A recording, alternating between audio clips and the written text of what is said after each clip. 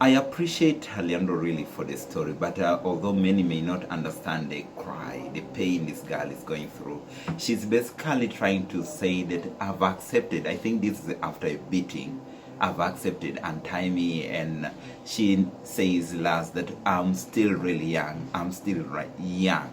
Because I think this has been a practice that has been ongoing, and we need lights from Kapoeta, Greater Kapoeta, to wake up and to see that this situation can come to an end. One less mouth to feed, plus a receipt of huge herds of cattle and money, this has become the biggest trend in the remote areas of Toposa land as young girls are married off to older men.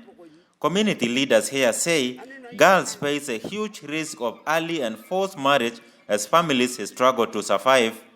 With poverty raging on across the country, many girls are faced with the devastating dichotomy: be sold into early marriage or watch as their families struggle with hunger as food crises continue to rise.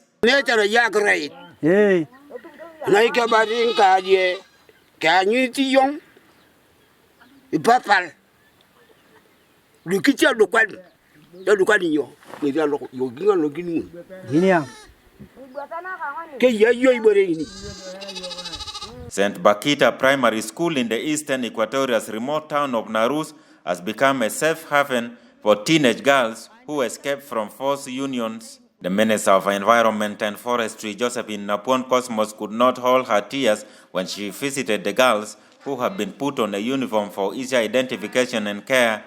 Minister Napuan said this practice in her community has robbed girls of their basic right to choose when and whom they get married to.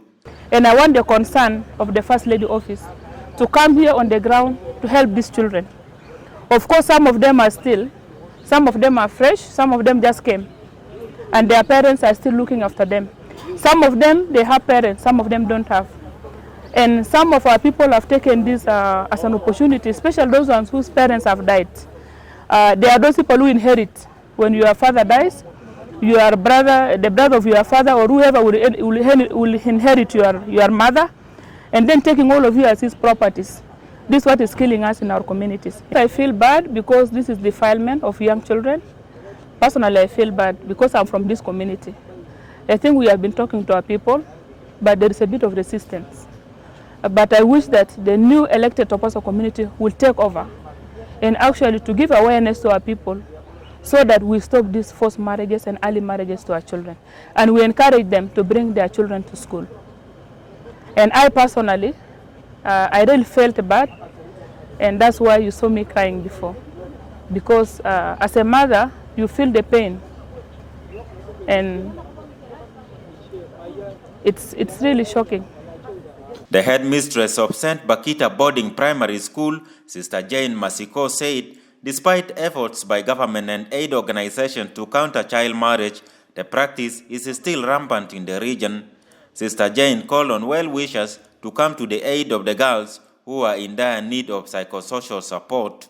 And the challenge we are getting, some of these girls as they come, some are beaten, they come when they are half naked, full of wounds. We nurse them, we try to counsel them so that they overcome that trauma. Then from nowhere you see the parents also following the children to come and take them. So from time to time we are battling with the parents, going to police, going to the county, the education director, and in fact I appreciate our government here in Narus, Kapoeta East.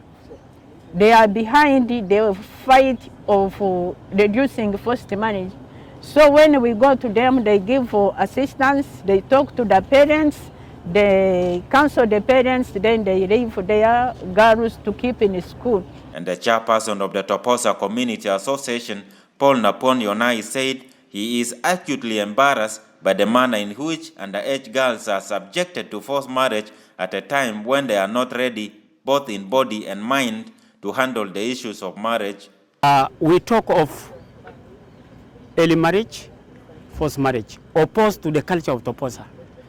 This is the area where we need really to come in as elders, especially those people who have actually got light. In fact, I as a Toposa and one of the elders, I condemn this in total terms. But the problem is that ideology in the mind of our people, in the mindset of our people, is what we want to turn it to become opposite to understand what we are talking about. Because their aspiration and their understanding to their economic way of life, they tend to say they believe on children like this one, young girls like this, as a resource, or a resources of getting cows. They are limited. So I will try our level best in our community, as the chairman of the Toposa community, to embark mainly on mobilizing our people to understand the trend of the problems that our children are facing. UNICEF says South Sudan has the 7th highest prevalence rate of child marriage in the world, but officials in the government say this situation is set to rise as deepening poverty caused by COVID-19 pandemic could push more parents to marry off their daughters early and doing decades of work to end child marriage. Alejandro Lotok, SSBC News, Narus.